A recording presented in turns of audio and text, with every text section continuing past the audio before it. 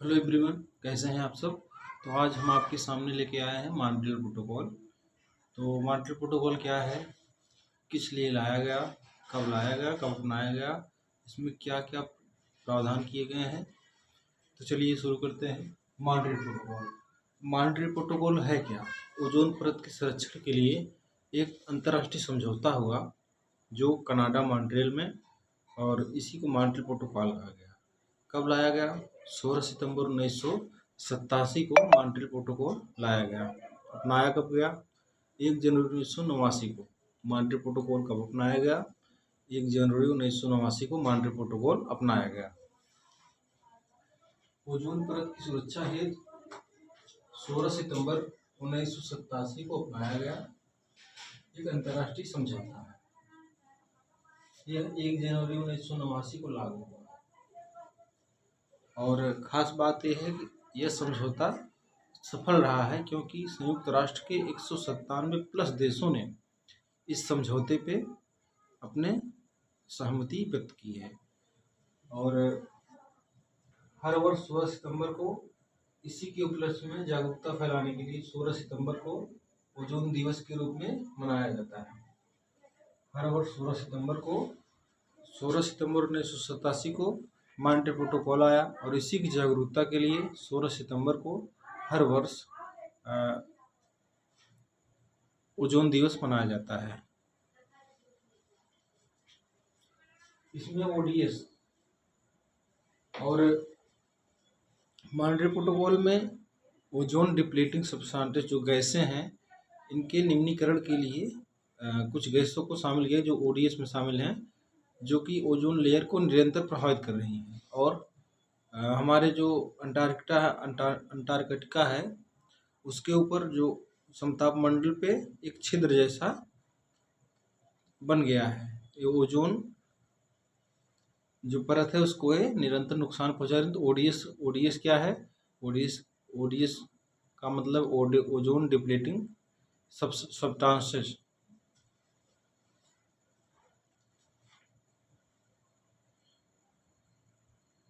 और इसमें कौन कौन सी गैसें शामिल हैं?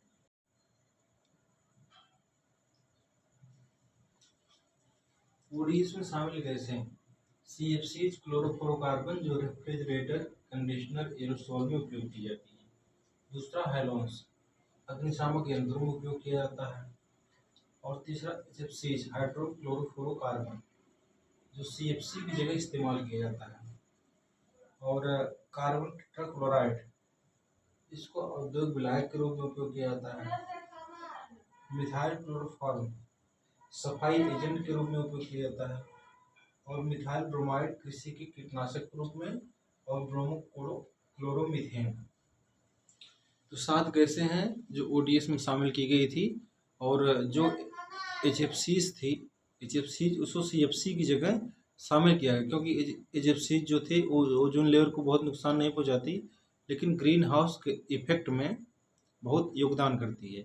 इसलिए किगाली संशोधन हुआ 2016 में, उसके CFC की जगह HFCs को भी इस दायरे में, ओडीएस के दायरे में लाया गया। तो ओजोन दिवस 16 सितंबर 2025 को मनाया गया। नई अपडेट, आयोजन नई दिल्ली में भारत में हुआ था। इम्पोर्टेंट है। थीम क्या थी? From science to global action, इसकी थीम थी। और यह 31वां विश्व ओजोन दिवस मनाया गया था। 16 सितंबर 2025 को जो ओजोन दिवस मनाया गया, कौन सा था? 31वां था। 31वां। और कहाँ मनाया गया? दिल्ली, नई दिल्ली, भारत में मनाया गया। इसकी थीम क्या थी? इसकी थीम थी from science to global action. Ozone परत के संरक्षण के लिए समझौते, मतलब ओजोन परत के संरक्षण के लिए अन्य समझौते भी, जैसे वियना कन्वेंशन हो गया, मॉन्ट्रियल प्रोटोकॉल और किगाली संशोधन। तो वियना कन्वेंशन 1985 में आया, उसके बाद मॉन्ट्रियल प्रोटोकॉल आया 1987 में, फिर किगाली संशोधन हुआ जो HFCs को भी ओडीएस के दायरे में लाया गया, वो 2016 में संशोधन हुआ।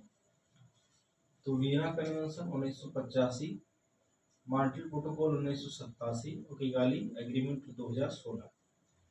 किगाली संशोधन 2016 में HFC को भी ODS में शामिल किया गया। यह ओजोन को नुकसान नहीं पहुंचाती, लेकिन यह एक शक्तिशाली ग्रीन हाउस गैस है जो जलवायु परिवर्तन में योगदान करती है।